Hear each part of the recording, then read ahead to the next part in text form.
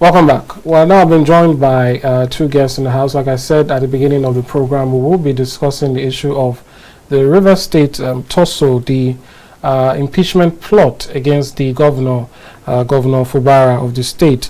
There are allegations flying left and right, but we've brought in some key persons to speak on the issue. To my left, pardon me, I have Professor Barika Saro-Laka. He is the International Development Activist and Joint Chair, Ogoni Kingdom Development Forum, also known as OKIDEF. He's also Foreign Minister, State of Berland. Welcome to the program. Thank you so much. To my right, I have Comrade Duke Alamboye. He's the President, Green Assembly Initiative.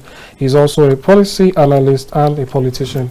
Good afternoon. Welcome to the program. Thank you very much. It's good to have you. Yeah. Welcome to the program. Thank you. All right. So you're both from the state in question. So your words will be taken with more weight because you are aware of things on ground. So let me start with you, Professor Saro-Laka.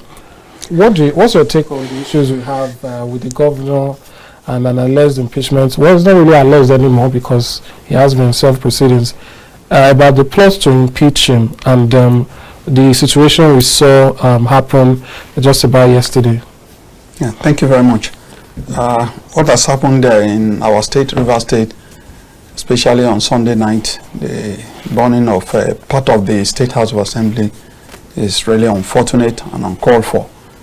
And then the plan to impeach the governor is unacceptable because there are procedures that are supposed to be followed. The impeachable offenses are supposed to have been presented to the governor, and now things about governance is beyond politics, mere politics alone. So members of the public, those that elected the governor, are supposed to know the basis of the offenses. It's not a time that we just cook up something and said to serve the whims and caprices of any group. And Rivers State has always been peaceful, and when the governor came in, he has tried to put so many things in perfect order so that the state can fly ahead of others in development and activate the system for greater delivery of the dividends of democracy. Do you think the governor has responded well to the issues so far? There are procedures, like I said earlier. If the impeachment notice was not properly channeled, then of course how will the governor respond to them? So that is the issue. And then there are timelines for that kind of action. So when the governor came out in a crowd, you saw the mammoth crowd that tried to revolutionize governance in the state. He kept asking, what is my offense? What is my offense? That shows that he has not been properly served on those offenses.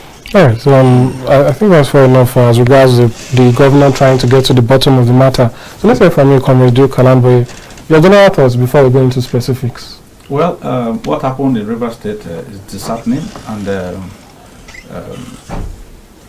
it's condemnable. It's not what Rivers people are expecting at a time when every state is beginning to warm up to see how they can beat the challenges of the economy at a time. You know, I was wondering what is the hurry in impeaching a governor that is barely 6 months, at least 5 months old, on seat.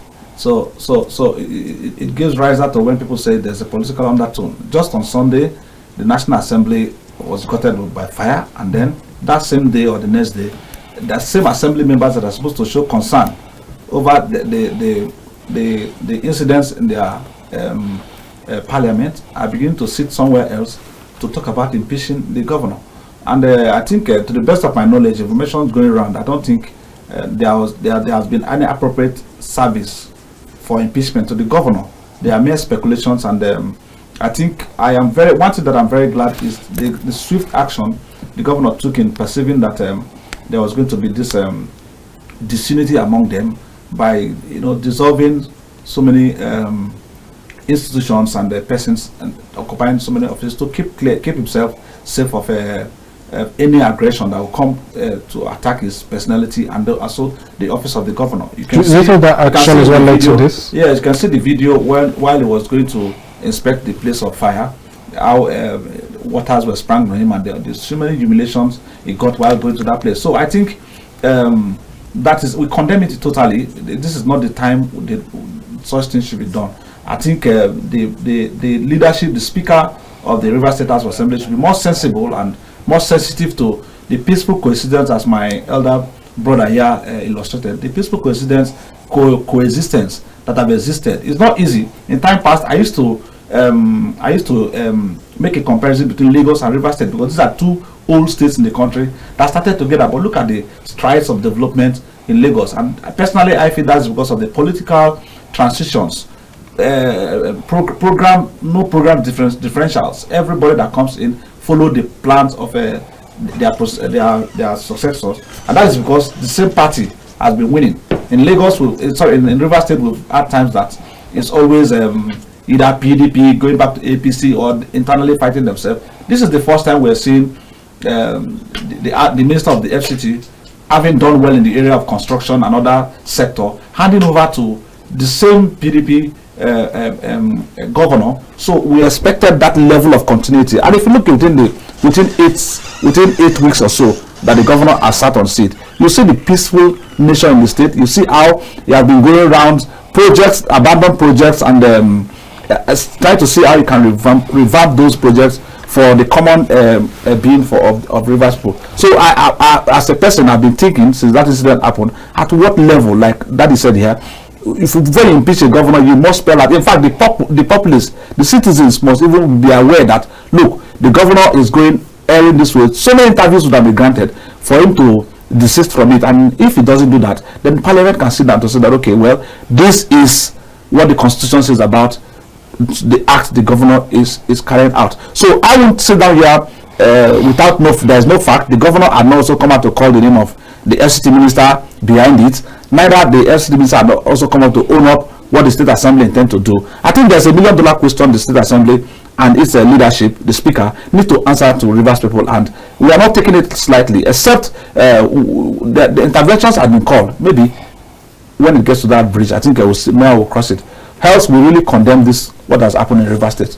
All right, so that's why when you spoke about intervention, just moments before we came into the studio, I believe the news broke that the governor and the FCT minister were some moments ago at the villa trying to reach some sort of well, we can't say what the details of the meeting really entails, but like Comr Duke said, you know, it's allegations. None of this. The Rivers State, pardon me, the FCT minister has not claimed to have a hand in any of this, but allegations are flying left and right. What's your take on these issues of a falling out between both parties, particularly now that they are in the Aso Villa, you know, speaking on whatever issues there could be? What boils development in any given society in the world is peace. Peace, understanding, respect for human rights, decorum, and decency. And so we expect that Rivers State should benefit more in terms of development now that we have one of our sons at the federal level, and we have another of our sons who is a development activist and a seasoned technocrat as governor. So now the House of Assembly, they are supposed to be cautious. They owe allegiance to the electorate that elected them and elected the governor. So their focus is supposed to be on what can promote the development and sustainable development of Rivers State. And they have their own duties legally. The governor has, in the executive arm, has his duty legally. There is not supposed to be any kind of intimidation or interplay. The governor is too sensitive, too dynamic to be bottled by any group or any person. And he's not there to share money. He's not there to share money. He's there to work. The people elected him in trust. And there will be a time for accountability for his stewardship. All right. I had a guest yesterday from the APC side where he said that it is common for a predecessor and a successor to occasionally, you know, have issues. Comr Duke spoke about some, will I call it appointments or removals of certain positions by the current governor. Do you think he might have angered certain interest by making said actions, and this is what we are seeing in response. The governor is the chief security officer of River State, Sir Sim Fubara. And if he sees any kind of undue, unconstitutional, illegal interference in the activities of his government, he has the right to take any action that will forestall that kind of unacceptable intervention. And so far, he is on a mission to correct the anomalies that set River State back.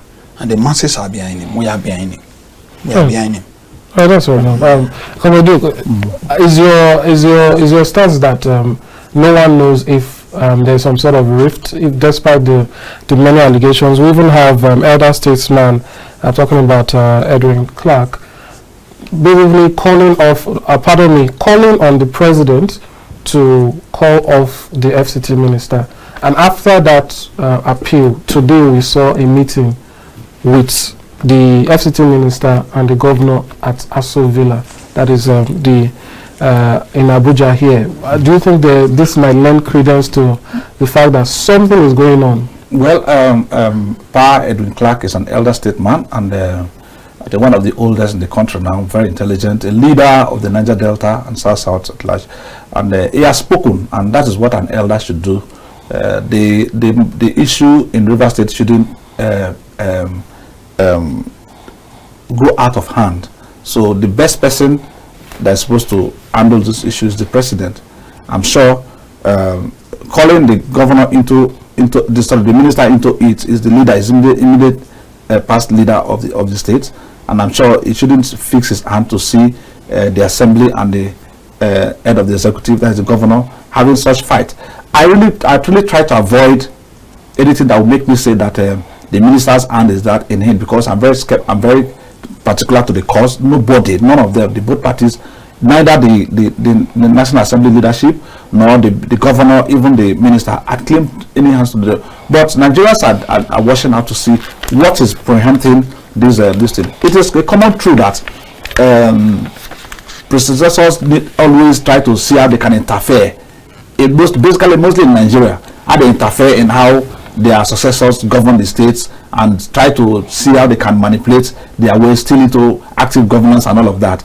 Be it as it may, if such interference is, I think the FCT minister should interfere positively, because if you look at his strides in River State, he has done very well. He has promoted himself to where he gained whatever position he's having today as minister. So if he is going to actually interfere, or if he's interfering in the activities of the governor, it should be towards positivity, towards development of the state, towards encouraging him to do more, so that we can see the evidence why we voted him. We voted continuity. You understand? Not to make the man feel engaged or clamped in governance. So, which, to the best of my knowledge, I have not seen that. I still owe to the fact that, like what my daddy said here, when once the governor perceived that there are lots of irregularities and unconstitutional activities around the government, the best thing is to do is to strike down the cabinet, and that's what he has done, which is lawful. So we are not also attributing that to any kind of speculations until either the FCT minister or the state assembly or the governor come to say that, look, the social person is switched in his government, then we cannot speak on that. But as it is on air and what we're seeing, I think it's a misinterpretation by the state assembly. I owe them responsible for this fracas in our state, because up to today they've not come out. The speaker has not come out to tell Nigerians or River State people that, look, this is what the governor had done to warrant such this thing. And I think this matter should not just end in the hands of the president. We should be able to have a brief from the president. We should be able to have a brief, from the governor. We should be able to have a brief from the assembly why that intention was carried. So that to set as a precedent to further this thing is enough. You remember the Rotimi Amaechi's time. The same thing happened. Unconstitutionally, people wanted to, have an undue advantage on him, if not for the intervention of God and the system at the time. Today again, if not for the quick knowledge of the governor or people, some of the assembly members like Edison, Honorable Edison, agitated and refused that movement to say, look, this man has not done anything wrong for us to do. I want to sacrifice myself. And this is how the governor knew about it. So if those kind of loyalties were not within the assembly, it means the governor that the River State people voted to power would have been impeached for no just cause. And you know what happens? Maybe the process starts, it becomes so worrisome, and then before you know, external forces will come into it, and then our state will be in disarray. So I think that, irrespective that we thank the presidency to have swiftly swing into action, calling the parties to calm nerves down and ask them to share their sword, I think we still need explanation. This shouldn't happen the next time again, irrespective of who is in governance. So far as I'm concerned, in the past weeks or so, months that the governor is seated on seat, he has meant so well for Rivers people, civil servants, and I think his plans are so eminent. Everywhere is calm, and I think he's doing very well. We've not seen, maybe they have seen that spiritual, I don't know, but we've not seen anything that will cause even a service for impeachment. Well, you know, I believe on the grounds, or one of them, to quote the words from the proceedings, is that the Speaker described acts of the President as alleged misconduct unbecoming of the person of the governor. But before we take a look at the governor's words himself yesterday, let me quickly ask. No, that statement you're trying to quote, misconduct on what? Yes, it's misconduct. Misconduct on what? And when you want to impeach, see, it's very, very sad. There was a government, so far as I'm concerned, the President Muhammad Buhari's administration is where legislators should attempt. It was suicidal. 8 years of suicidal Nigeria went through. Nobody talked about impeachment. So within 6 weeks or so, or 8 weeks or so, what has the River State governor do? What is done? What is the misconduct? We want to hear these things at public domain. And you media should do a lot. I think people should be looking for the speaker that has done this evil to our state. River State for a long time has not shown its face on the media, on public space negatively. Wike has done very well 8 years. He has trusted someone whom he followed throughout the campaign process to campaign for, told Rivers people that, look, this is the man perfect for the job. So I don't think Wike want to do that kind of a thing to the governor. The speaker should be called to order. The speaker should be called. Press media people should follow up the speaker to tell Nigerians and Rivers people what happened, why he made such move to impeach the governor. All right, definitely that's something that's ongoing. But Prof, I'd like to hear from you there on what he has pointed out, which is that the governor actually, pardon me, the former governor, the ex-governor, now minister, actually, basically, anointed, so to speak, and followed the current governor all through the process. And we know the FCT minister to be someone who is very open to media and very vocal. I believe since he's become minister, he's had multiple briefings and speaking with the press. This issue, like you said, River State hasn't been in the news so much as it has in the last couple of days. Is it conspicuous or suspicious that the minister has not spoken when we know he's an outspoken person? Now, the former governor, Nyesom Wike, is a major stakeholder in River State and also in the politics of River State. But he is not there right now. And so we expect that he should have made comments. But now that there is an ongoing meeting in the seat of power, the villa, and the major culprits now, people that are trying to abort and embarrass River State and bring River State back, they are the members of the House of Assembly. Because they are not named Wike to be the person that sent them to get involved in this impunity. So it is Martin Amewole, the speaker, that the pressure want for him to let him tell the world why he has embarrassed River State and caused so much damage at the River State House of Assembly. Well, it seems he mentions mentions Wike to be the person that sent him. All that we cannot really tie the blame to Wike. All right. It seems the governor is getting some level of love from the people, considering the response we are seeing. But definitely, there will be people who also side with these lawmakers. Aside getting love from the people, I have not seen where it is done. Is it too soon, or is it too soon? That's what I'm going to say. It was too soon, and great politicians I'm sorry to say, great politicians don't act that way.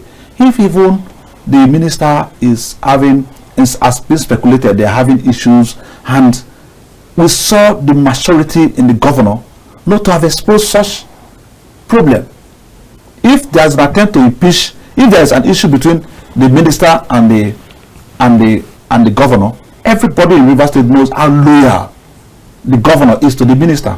That is to say, if there were rancors prior to this time, it means the governor have acted maturedly.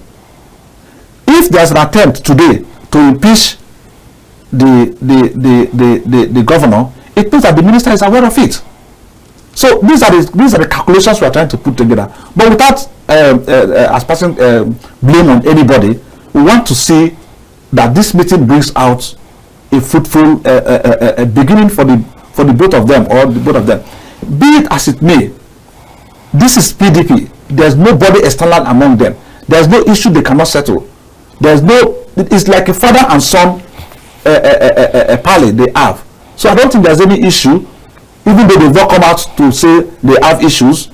If it is so silent, if both of them are so matured about it, the assembly shouldn't have swung into such action to bring the face of those two leaders that have worked tirelessly for 8 years, handed over power to the next person, to this kind of rubbish we are seeing at the forefront of Nigerian newspapers and public. It's a disgrace to our state. It's a disgrace to the minister, who have done very well and put his nominated, that is, saw to the election the victory of his governor. Within 4 months, is attempted to be impeached. There is a lot to it, and we need to hear more about it, irrespective that the presidency is trying to manage the system.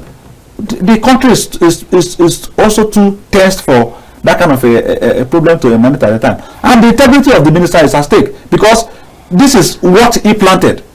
We don't know him, like rightly said, we don't know him to be that quiet man when it comes to an aggression on Sim Fubara, the governor of Rivers State. I don't think that is possible. All right, you will definitely look into that. Let's see if we can have a quick look at the governor's speech or his comments while at the scene yesterday, and what he had to say about the alleged impeachment plot against him. After that, we'll come back and do some more justice to the matter. Let me say, the good people of Rivers State, it's very unfortunate, very, very unfortunate that we should be experiencing this kind of thing again after about 9 years ago, when we had a similar experience. I got information, distressing information, very late yesterday, and I said this morning I will come and see for myself. The truth about it, in our dear state, everybody who knows me knows I'm a peaceful person. Yes. I can never, for any reason, even if I'm aware that there is plot to impeach me for whatever reason, I'm not bothered about it. But I'm worried that a facility like this, that we use taxpayers' money to build, will be destroyed for selfish reason, just to please somebody. It's unfortunate. Very unfortunate. I'm calling on the security agencies. From what I've seen, the security agencies even compromised. Yes, exactly. They were shooting at me.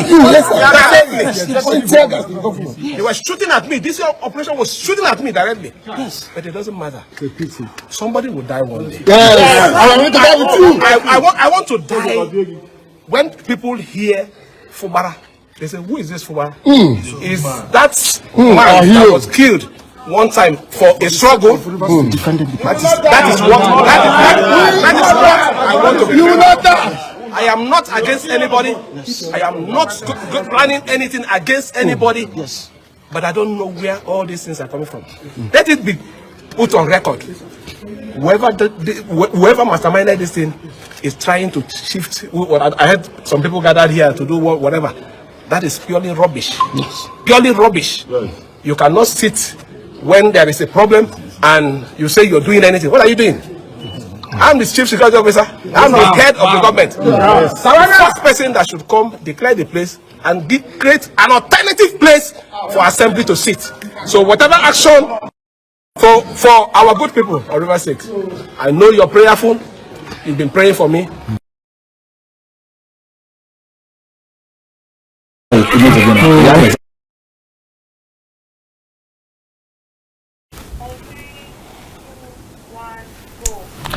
back. That was the governor there speaking.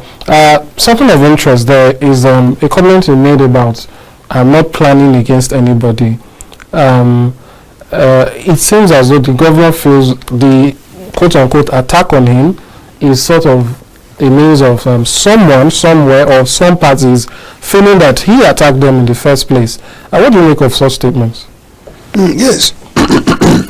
It is a statement of sincerity that is driven from his psyche, because he has not seen himself to have offended any person, authority, or group. And that is why I said he's not planning against anyone. And now that he has discovered that some people, that's the House of Assembly members, not all of them, some of them, they are not ready to display the patriotic favor that Rivers people that elected them expected of them.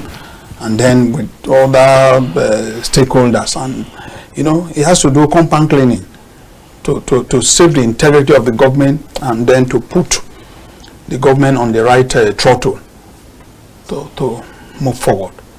All right, Comr Duke, you made a statement before we saw that. You said we're all PDP, when you made that reference. Yes. At the Supreme Court's judgment the other day, Governor Wike was saying, with the president's let's say his entourage or his own portion of the divide, and people keep wondering, is Governor pardon me, I keep calling him Governor, is the minister, the FCT minister in some Wike, is he still really a PDP member?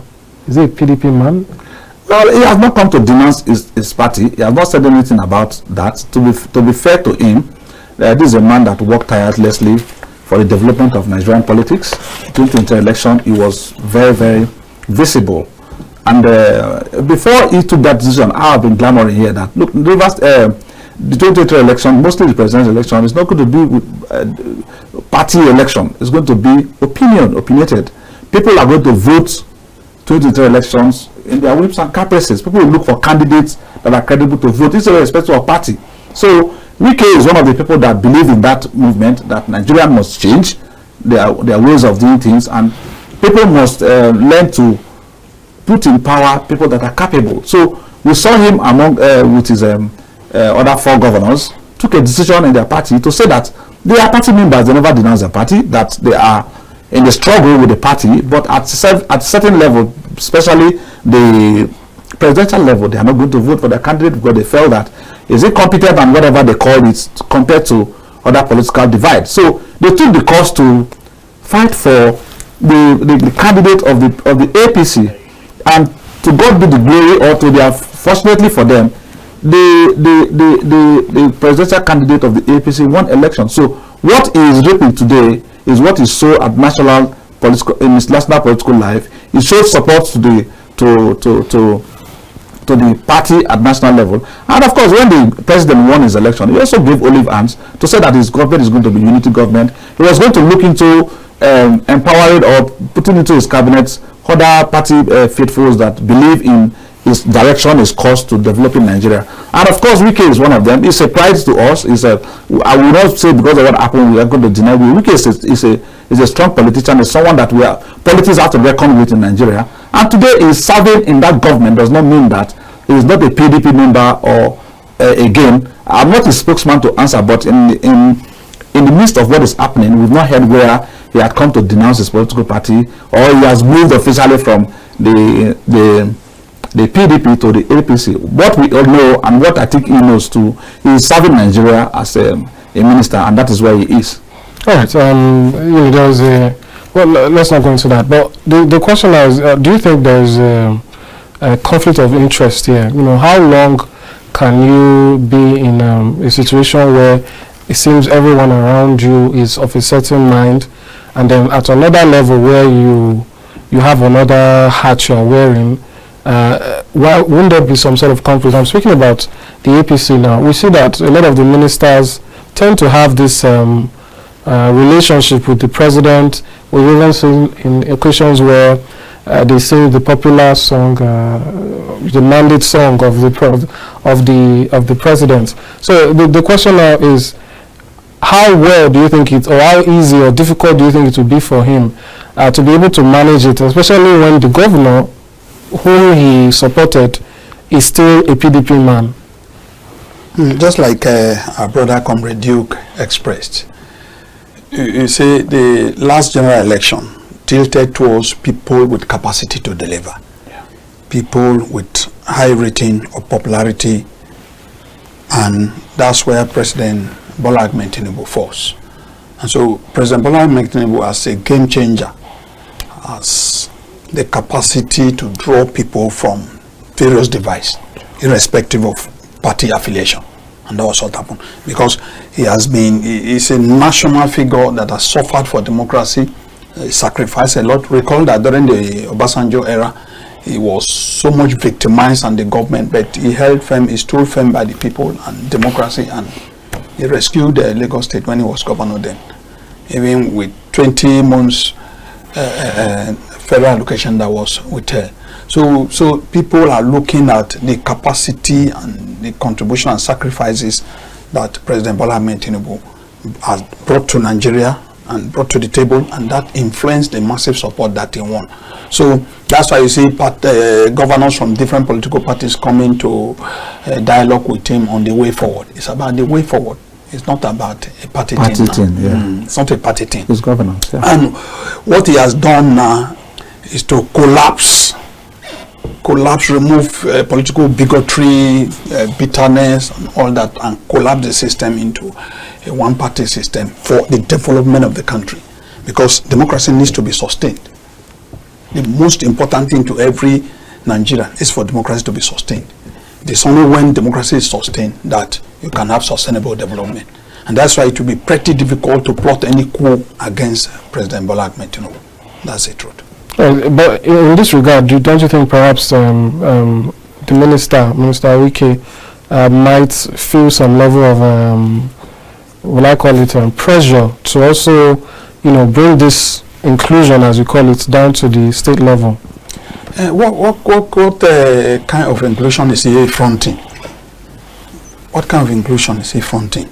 When you have a governor that is just 5 months in office, being a few people trying to intimidate him, and then to obstruct the smooth flow of governance in the state. You see, it has the novel, the blueprint of the governor is novel, and he has been going around and perfecting things, and this is the right time that he wants to drive it, and people are trying to attack and ambush him. It is unacceptable. You cannot ambush the sitting governor. The governor, you saw the mammoth crowd that accompanied him to the House of Assembly. We are aware of it. We are part of those that mobilize people, because he is the sitting governor and he's doing well. If you think you have anything against the governor, bring it. We'll look at it, not only the House of Assembly. So the House of Assembly, majority of the people there have disappointed the people of River State, and we are not happy. We don't want that type of interruption. There must be smooth flow of governance in River State, and the governor is doing well. Oh, so let me hear from Comrade Duke there. Like you said, there's an attack, so to speak, against the governor. And the governors in Nigeria are generally seen as powerful. Some people call them emperors, They have a level of control that it is very hard to see anyone go against the governor, especially within the state. Most times he will lose. But the fact that the governor is just months in, is not up to a year, do you think that in any way works against him? This battle that we're seeing, can he win it? Well, I don't know what you mean by winning a battle. In the first instance, there is no battle. But there's a plot to impeach him. They didn't succeed, because you saw also the counter plot by the legislators loyal to the governor. That's what he's saying. When the masses are behind a governor, it affects don't forget the assembly members are our representation. So when they see us in the street supporting a cause, they have to follow suit. That is not to also say that the ones that went against to set the plot for the governor are also not our brothers, are also not our representative. In their own case, we want to know the offense the governor has committed. The ones that supported him have said, no, even if there's an offense, with what we are saying is not enough to impeach the governor, so that they wash their hands of it. Pretty few minutes to those plots and counter plots. We saw how 12 other legislators moved down to support the governor, making his own camp 26. But we as Rivers Board should discuss those sentiments. What we should be discussing here is how the House will be in peace. I don't want to dabble into what has happened within internally, but the governor had come in to say that, look, his interest is the property that was blown off. So people disregarding that and saying that they've gone to sit somewhere else to plot a coup to remove him is inconsequential, and it has no basis. Where would they have sat? The governor is supposed to provide another place, baptize it, make it constitutional for them to even sit. At what level did they sit? Who was the maze? Was there any maze? The maze is the authority of the assembly. So I would even, who is going to even begin to go and adopt an impeachment while his house is on fire? Is it consequential and insensitive? That's why I say that. The speaker was so insensitive to the hardness around him. If it was politically motivated, he is a full-grown man that would have said, no, I think we should hold on, our house is on fire, let's quit our house. What is the anxiety and hastiness into impeaching the governor? So these are the areas they got it wrong. So to me, there's no problem in Rivers State. What is happening in Rivers State is distraction, like Daddy said here, pure distraction and jubilation that they wanted to give to the governor. But that Rivers people are watching. They've watched this very calm and gentle and project-minded governor. As described, the qualities of that man we don't know, but it was described and inscribed by the outgoing governor, which are in the minds, still very fresh in the minds of Rivers people, and they are watching how this man has been going through abandoned project, initiating a project in the country to do. He has not even done a project as a governor. So at what level of misconduct that would have necessitated his impeachment? So I won't condone even those questions. There's no problem in Rivers State. It's pure mistruth and misunderstood understanding between the legislators that don't even know why they are the first place, why they are in power. So I think there is no issue. The presidency had called the governor and the leader to talk to them. I think one of the discussions should be, what is the problem? Because everybody is in disarray, everybody is surprised. What is the problem? And I think if they will give them chance to talk to the press, we will see the outcome of what transpired in the presidency. All right, well, let's take a look at, or let's play back. The governors was there. His own was, they shot at me. The people who were there chorused it that they did, have some level of fracas. You said this was a plot to sort of embarrass the governor. Now that this has happened, should there be consequences of some sort? Because the governor alleged that it seems that security forces are compromised. The consequence. What should be the way forward? The consequence is what happened immediately. Which is? That single act showed to the governor and people around him that the state is not safe. And if it is the legislation that is doing this, all you need to do is to collapse the institutions, which he has done. Until further notice, there ceases to be no local government authorities. All the commissioners should rest. So he has to put his house together to know where the issue is coming. So if all those things have been suspended, I'm sure is alleged that he is alleging that there was a direct shot at him. We saw the water pump directly to him, which is humiliating. The operator will not tell me that he didn't know that it was a governor that was coming forth. You understand? So I think these are the issues. See, security, with due respect to security agencies, they are my friends. Sometimes they take directives that is too ambiguous. I don't know what, they've not responded to it. The only thing they said was that they swung into action to know the just cause of what has happened in the Rivers State House of Assembly. They have not claimed or tried to checkmate the utterances of the governor when he said they shot at him directly. So who shot at him? He mentioned the DCO's office shot at him, and I think that's a direction. Two things. That's a direction they should go. What if it has a stray bullet at touched the governor? Is it what we'll be talking about? And again, the last thing I want to submit here is again, Rivers, we are keenly waiting what the speaker and the other members that have signed an impeachment letter, what they meant by what they're doing. Yes, else, I think the constitution of the other guy, what's his name, Edison, as speaker, will stand. Right, so that's where we'll be, checking to see.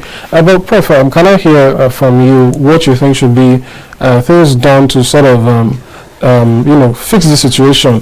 Let's assume, that the lawmakers do have valid grounds to impeach him, whether it's 1 day in office or 3 days in office. What should be done now to ensure that the proper channel is followed?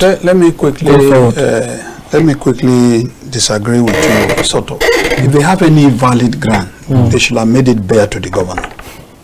And Rivers people should have known. All right. Rivers people should have known. The press should have known.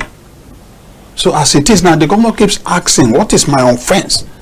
Showing that there is no valid ground, there is no proper channeling of whatever impeachment offenses, anything. They thought they could intimidate him and bottle him and then ambush him out of office. It is totally impossible. It's our governor, we elected him and he's doing well. He's doing well. Nobody can... I am the joint chair of Ogoni Kingdom Development Forum. We share the same boundary. The governor is from Opobo, I am from Ogoni. We share the... He is well known. He's a seasoned technocrat. But what can be done now? Now, the House of Assembly need to be cautioned. Those that went astray, they need to be cautioned, and they need to know that the treasure of River State, the estate called River State, is for Rivers people as a whole, not for a select few. They are privileged people. The masses elected them. They are privileged, so they should not abuse their offices. What they have done now is synchronous to abusing the offices they hold. So that should stop. Is it possible that in terms of responding, it might become overhanded in the sense that this is the legislature and this is the executive? If the executive should be seen to be correcting or fixing these issues, wouldn't it seem as there are constitutional duties that are saddled with the House of Assembly. There are also constitutional duties that are saddled with the executive, being the governor. So each party in this sense should focus on their duties, embrace peace and ensure that River State is moved forward to the next level. We don't want this kind of acrimony, embarrassment, humiliation of the governor and all that. What about law enforcement? How do you think the law enforcement agency should be cautioned? It may be that in the course of discharging their duties, like the emergency services concerning the water that was sprayed, and the governor said the DCP shot at him. So that matter should be looked at. And then if we have a DCP in River State that will carry out that kind of act, it needs to be changed from there and bring people that understands the duties of the police. They are meant to provide security, safety for the people and not to take sizes. So the higher authority in the Inspector General of Police should look at that matter. All right. On this particular matter, just to round up, I'd like to get your final thoughts and message to the people, and also to a very key member here who has had his name dragged into this and has received a lot of allegations talking about the minister. What is your message? The message now, first of all, let me congratulate and thank our elder statesman, Chief Edwin Clark, for his swift intervention. The masses should continue to support the governor that we all voted into office. As it stands now, there is no response, no official response as to any impeachable offenses that he has breached. And so they should continue to sustain and believe in him. He will deliver. He has shown quality examples of and patriotism, of his readiness to deliver on the mandate that was given to him. So the masses should stand by him. We are all by him. We trust him and he will deliver. So any kind of apparatus that seem to interfere in his work, he should suspend them. He should suspend them. If there are any form of collaboration that he discovered, he should put them aside. So River State needs peace to develop. What about the minister? He's a key stakeholder here. What do you think he should be doing here? The minister himself should find out what happened. He should be interested in knowing what happened at the House of Assembly, because he was a keen supporter of the present governor. So it should interest him to find out what happened that led to this kind of violence. Violence should not be introduced in reverse politics. It's unacceptable. Right, Comr, some say that this is a case of someone biting the hand that fed them. In this case, again, I ask, what should be the response? What should we expect to hear to sort of quell these rumors and, also, start to bring things back together? There are speculations that there's interference from the minister in terms of governance. I still call them speculations because they are not proven. If those things are true, the minister should understand that the governor had a lot to do. He has set a pace, he has set a standard for governance in Rivers State. Anybody that is succeeding him must do more for the people. There are two things. You represent a party, you represent yourself, you represent the people. So you represent the party must do well, and if the party must do well, it must be given free chance to function. If you must do well as a person, today when you leave government, what will Rivers State people remember you of is those good work you've done as a leader or whatever you want to call it. These things are putting together. So I think, like I rightly said, if the minister is interfering in Sims administration, it should interfere for positive governance. Of course, he is not totally out of Rivers State politics. He ensured that the governor win, his party win in the state. His eyes will still be on the ball to ensure that they win. So winning is what we want to see. All these lobbies and distractions to impeach or no impeach, yes, they would have set the ball. If you look at the structure of the government, one might also perceive that these structures are kept in place to checkmate the government. No, we don't need it. Rivers people do not need it. There's a lot of sufferings, and we are looking for that messiah that will, drive down this thing. And the governor is trying. 4 months, the salaries are not old. People are happy in the state, irrespective of the hardship. Rivers State there's reduced crime in Rivers State. There's a lot going on in Rivers State quietly with the governor. So we need that synergy. I'm wondering, with what has happened, I'm wondering how the speaker is going to work in cordiality with the governor. So I think we are going to see a real clean lot face of governance as they go into that meeting and come out. If they've had an agreement and today is not favorable, this is the time for them, any of them, to say that, look, this is not obtainable, and then come out with a better stand for Rivers people. Yeah, fair enough. I have two very knowledgeable persons in the house, so I can't let you leave without quickly bringing in another issue just to get your thoughts. As you're well aware, the issue of election contention is finally put to rest on the presidential level. The Supreme Court has ruled, and now it has affirmed the presidency of President Bola Ahmed Tinubu. I'd like to get your thoughts as to that, and also the response we saw, particularly from the candidate of your party, making some recommendations as to how things can be better. 6-year single term for president that is rotational across the 6 zones. We spoke about ensuring that technicalities are not used to judge elections, that and also that a majority should win. Majority votes should be declared win, and that is, if a candidate cannot score above 50% of the votes, 50% plus 1, then the election should be redone till such a percentage can be achieved, just to get as much consensus as possible. What do you make of this the situation, how the issues ended at the court, and these recommendations by the former vice president? Well, the presidential candidate of the PDP fought very well. He fought for the emancipation of Nigerian people, the cleanness of democracy in our country. He fought a cause that today will set a precedent.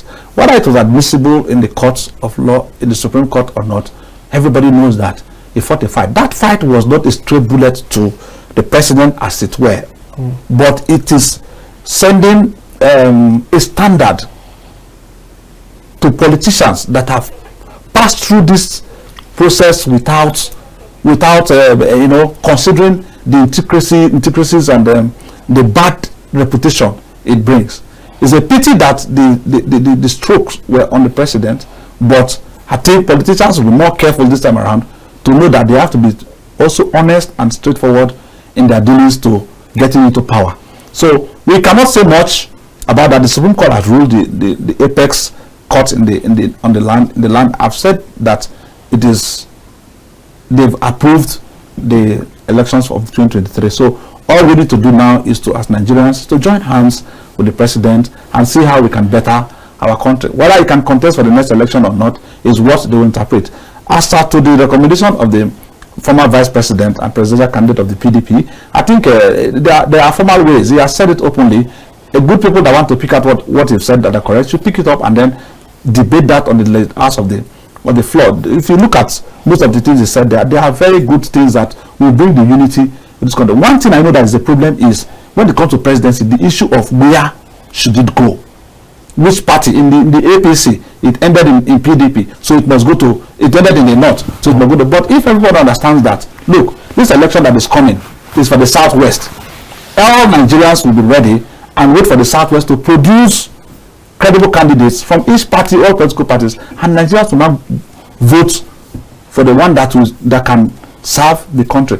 In that way, I think it will be. But again, there's also disadvantages of those kind of arrangements. So it's left for the National Assembly to pick up these documents from the Atiku Abubakar and also see how they can. That he lost the election does not make it purely a bad man. It's an elder statesman that understands the workings of Nigeria. And I think these are one of the things that he would have brought into being when it comes to government. He has shared it, even though some people are clamoring he should congratulate the president. He will not do that because he's bitter. But of course, he has, as an elder statesman and man that wants the betterment of Nigerians, he has put out those initial indices. It's left for them to pick it up and say, okay, well, for what he said, A, B, C, the artists, we can also consider. They are all politicians, they understand what he has said. So I think that is the way I want them to go about it. All in the interest of Nigeria. Fair enough. So the same question. Yeah, thank you so much. I think the most important thing that Nigerians need to canvass is for a provision for independent candidacy, because that will reduce the influence of party politics in Nigeria, and then the best set of people will always emerge in that circumstances. So that will have saved us the whole thing that happened concerning at the tribunal and everywhere in the court concerning the 2023 presidential election and the petitions that followed. So it is key. Let's all canvass for a provision for independent candidacy. All right. So what about the other ones? Yes. The issues a canvass. Almost all the issues a canvass. I think they should look at it. The National Assembly should look at it. The different state houses of assembly should also look at it against the future. So some of them may help our country to be better. So they should look at it. All right. Now that it's finally over, do you believe it's now easier for the president? The president now has the full energy. He even said he has been energized now to serve Nigeria better. Yes, and he told his aides that their jobs are secure. Yes, their jobs are secured. So everybody now should fold their sleeves and then focus on the mandates of their offices. And then the president should look at more technocrats. Should bring more technocrats on board. Even more appointments now? More technocrats. Should bring more technocrats on board. It will help his government. All right, thank you so much, Professor Saro-Laka. Thank you so much, Comr. It's been a pleasure talking to you. And we'll be seeing more updates on the River State matter. Perhaps by the end of the day or tomorrow, we might get details of what happened at the State House and if they've resolved going forward. Thank you so much for coming once again. All right, that's all we have on the program for today. The POLITY reaches you live from Abuja every weekday, 2 p.m. to 3:30 p.m. Do join us tomorrow for another segment and edition here, where we'll be delving more into the state of the nation and issues affecting the average Nigerian. As always, we delve into matters on politics, governance, and the state of the nation. See you tomorrow. I am Amadin. Bye for now.